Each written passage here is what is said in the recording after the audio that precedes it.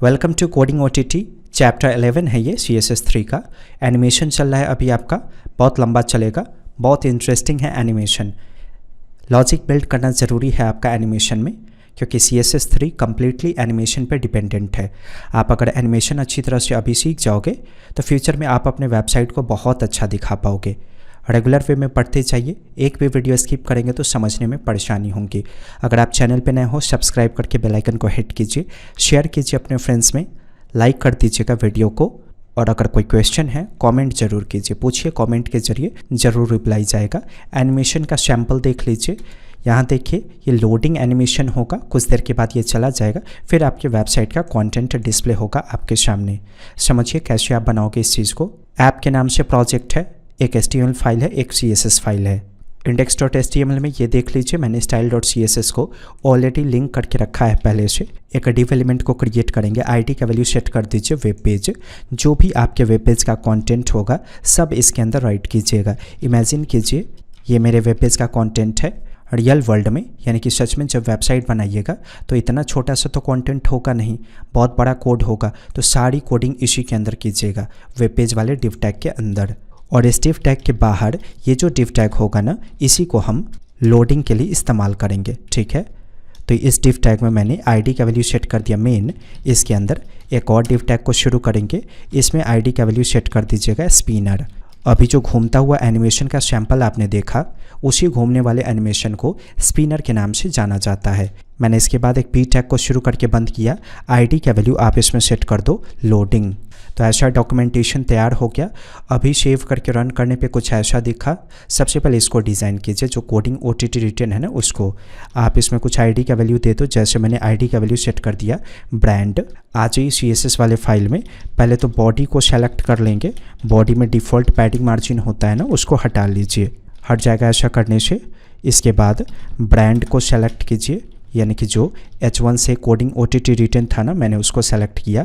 Font family का इस्तेमाल कीजिए, सैंस सेरी फ़ॉन्ट फैमिली दे दीजिएगा। फिर इसके बाद फ़ॉन्ट साइज़ का वैल्यू सेट कर दीजिए 300 पिक्सल। देखिए जब भी आप कोई साइज़ देते हो, अगर आपके स्क्रीन पे बड़ा दिखता है तो उसको छोटा कर लिया कीजिए। मेरे मॉनिटर का स्क्रीन बड़ा है इसलिए मैंने बड़ा साइज़ दिया। टेक्स्ट हाइफन अलाइन का इस्तेमाल कीजिएगा, इसका वैल्यू सेट कर दीजिए सेंटर। सेव करके रन करने पे ऐसा दिखाई दिया। ये जो OTT वाला पार्ट है ना, उसको कलर करना है, तो सिर्फ उतने पार्ट को कलर करना है। तो HTML में जाइएगा और जो पार्ट होगा ना जिसको कलर करना है उसको आप फॉन्ट टैग से लॉक कर लो ऐसे। अब आप इसमें कलर एट्रीब्यूट का इस्तेमाल करना, इसका कलर का वैल्यू सेट कर दीजिएगा डीप स्काई ब्लू। सेव करके रन करने पे ऐसा दिखा। अब जो लोडर है ना ये वाला, यहाँ देखिए डिवाइडी मेन वाला, इससे आपको पूरे वेब पेज के कंटेंट को ढक देना है ताकि ये खुलने से पहले वो दिखाई दे। तो style.css में आ जाइए, मेन के नाम से डब्बा है, पोजीशन प्रॉपर्टी का इस्तेमाल कीजिए, इसका वैल्यू सेट कर दीजिएगा फिक्स्ड। टॉप से 0 सेट कर दीजिए, लेफ़्ट से 0 सेट कर दीजिए। विड्थ का वैल्यू सेट करना होगा 100% क्योंकि पोजीशन फिक्स्ड है। हाइट का वैल्यू भी दे दीजिएगा 100%। याद रखिए हाइट 100% आप तभी दे सकते हो जब आपका पोजीशन फिक्स्ड या एब्सोल्यूट होगा। फिक्स्ड या एब्सोल्यूट में नहीं है, फिर भी हाइट आपको पूरे स्क्रीन के अकॉर्डिंग फुल करना है, तो हाइट का वैल्यू दीजिएगा 100 VH। समझ गए? पोजीशन से वो इंडिपेंडेंट बन गया, इसलिए मैंने हाइट परसेंटेज में दिया 100%। तो इससे आपका फुल हाइट फुल विड्थ का डब्बा आएगा और वो कम्प्लीटली फिक्स्ड होगा। रन कीजिए। इसका बैकग्राउंड कलर का वैल्यू को सेट कर दीजिए, जैसे मैंने #DDD ये कलर सेट कर दिया। सेव करके रन कीजिए, ढक गया उससे। देखिए इस डब्बा से पीछे वाला एरिया ढक गया। ये डब्बा सबसे ऊपर होना चाहिए। अभी भले ही सबसे ऊपर दिख रहा है, लेकिन ज़रूरी नहीं है कि सच में जिस दिन आप वेबसाइट बनाएंगे उस दिन ये डब्बा सबसे ऊपर दिखेगा। हो सकता है इस मेन वाले डब्बे के अलावा भी कोई और एलिमेंट हो HTML वाले पेज में जिसमें पोजीशन का वैल्यू फिक्स्ड हो, तो वहाँ पे प्रॉब्लम आ जाएंगी। आप चाहते हो कि ये डब्बा सारे एलिमेंट के ऊपर दिखाई दे, तो आप Z इंडेक्स का इस्तेमाल करोगे और इनफाइनाइट नंबर ऐसे पास कर दीजिएगा। अपनी मर्जी से खूब बड़ा सा नंबर दे दीजिएगा। तो अब क्या होगा, जितना भी वेब पेज पे कंटेंट है ना, सबके ऊपर ये दिखाई देगा आपको। अभी भी पहले जैसा दिखा, लेकिन अब ये परफेक्ट है, पहले परफेक्ट नहीं था। इसलिए कभी भी पोजीशन से ढकने वाला कोई चीज़ बना रहे ना, तो Z इंडेक्स का वैल्यू हमेशा ज़्यादा दीजिए। अब फ्लेक्स मेंटेन करेंगे ताकि इसको सेंटर में कर सके। डिस्प्ले प्रॉपर्टी का वैल्यू मैंने दे दिया फ्लेक्स। जस्टिफाई कंटेंट का वैल्यू सेट कर दीजिएगा सेंटर। फिर इसके बाद अलाइन आइटम्स का वैल्यू सेट कर दीजिए सेंटर। और फ्लेक्स हाइफन डायरेक्शन का वैल्यू सेट कर दीजिए कॉल्यूम।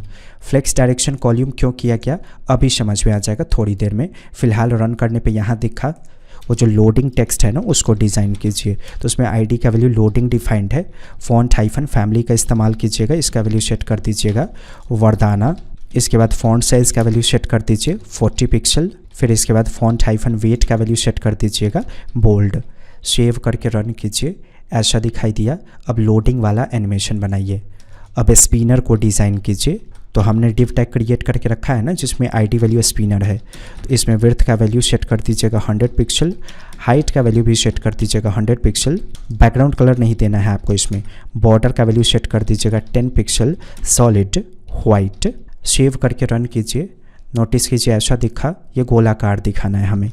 तो बॉर्डर हाइफन रेडियस का वैल्यू 50% देंगे तो अपने आप गोलाकार दिखेगा। रन कीजिए।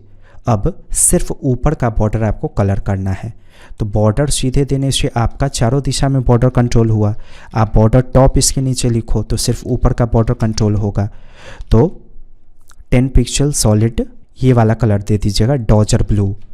तो इससे चारों दिशा में व्हाइट आ रहा था लेकिन मैंने ओवरराइड कर दिया, यानी कि तीनों दिशा को छोड़कर सिर्फ टॉप से कलर कर दिया। रन कीजिए, आ गया। तो वापस यहाँ पे फिर से टॉप से बॉर्डर डिफाइन करने की आवश्यकता नहीं है। आप चाहो तो इस काम को सिर्फ कलर चेंज करके भी कर सकते हो। कैसे? Border hyphen top hyphen colour दे दीजिए, बस कलर का वैल्यू चेंज कर दीजिए, क्योंकि ऑलरेडी बॉर्डर का विड्थ और डिज़ाइन इससे सेट हो चुका है चारों दिशा में। सिर्फ कलर ही तो चेंज करना है। सेव करके रन कीजिए, अभी भी सेम पहले जैसा दिखेगा। अब इसको घुमाना है, हमें रोटेट करना है एनिमेशन के अंदर। तो सबसे पहले एनिमेशन प्रॉपर्टी का इस्तेमाल कीजिए। इसमें एनिमेशन का नाम डिफाइन कर दीजिए स्पिनर 1 सेकेंड इनफाइनाइट, ताकि ये रिपीट होता रहे। अब आज ही यहाँ पे की फ्रेम्स को डिफाइन कीजिए। सेलेक्ट कर लीजिएगा स्पिनर को। 2 ही स्टेप परफॉर्म करना है, इसलिए फ्रॉम या टू का इस्तेमाल आप कर सकते हो, नहीं तो 0% और 100% का इस्तेमाल कर सकते हैं। हमें रोटेट करना है उसे। तो CSS3 में रोटेट करने के लिए ट्रांसफॉर्म के नाम से प्रॉपर्टी है। तो शुरुआत में उसको 0 डिग्री रोटेट कर दीजिए और फिर लास्ट में उसको 360 डिग्री रोटेट कर दीजिए, ऐसे। समझ गए? सेव करके रन कीजिए। ये देखिए, लेकिन नोटिस कीजिए एनिमेशन शुरू होकर बंद हुआ, फिर स्टार्ट हुआ, फिर शुरू होकर बंद हुआ, फिर स्टार्ट हुआ। ये एक ही स्पीड से सभी तरफ घूमना चाहिए। ध्यान दीजिए, एक स्पीड से चारों दिशा में घूम नहीं रहा है। अगर आप एक स्पीड से चाहते हो चारों दिशा में घूमे तो उसके लिए आप लीनियर का इस्तेमाल कर लो। इसमें स्पिनर 1 सेकेंड इनफाइनाइट के ठीक बाद। सेव करके रन कीजिए। अब देखिए, अब ये एक स्पीड से घूमेगा। अब डिफाइन करना है कि ये जो ग्रे वाला डब्बा है ना वो चला जाए कुछ देर के बाद, 2 या 3 सेकंड के बाद। तो मेन है वो डब्बा। आप इसमें एनिमेशन प्रॉपर्टी का इस्तेमाल करो। इसका नाम डिफाइन कर दीजिए एनिमेशन का फेड। 1 सेकेंड टाइमिंग डिफाइन कर दीजिए और फॉरवर्ड्स ये पास कर दीजिए। फॉरवर्ड्स क्यों पास करेंगे? ताकि जब ये मेन गायब हो जाए तो गायब ही रह जाए, वापस नहीं आए दोबारा, जब तक हम पेज रिलोड ना करें, इसलिए फॉरवर्ड्स देंगे। अब इसके बाद एनिमेशन डिले का इस्तेमाल कीजिए। मैं चाहता हूँ कि ये स्पिनर घूमे कुछ देर, उसके बाद ये गायब हो। तो मैंने एनिमेशन डिले का टाइम डिफाइन कर दिया 2 सेकेंड। तो 2 सेकेंड के बाद ये एनिमेशन फेड वाला लागू होगा, तब तक ये स्पिनर चलता रहेगा आपका। अब डिज़ाइन कीजिए ज़रा एनिमेशन को।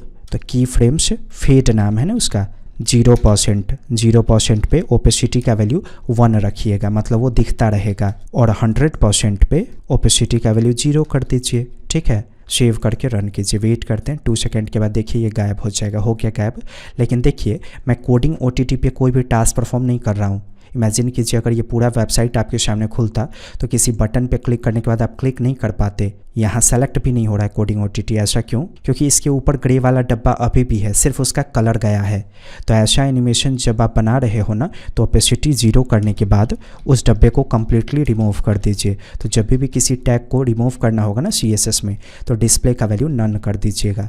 सेव करके रन कीजिए। वेट करते हैं, गायब हुआ। लेकिन अब देखिए, अब हम इस एरिया पे काम कर पाएंगे। समझ गए? पसंद आया होगा, सब्सक्राइब करके बेल आइकन को हिट कीजिएगा।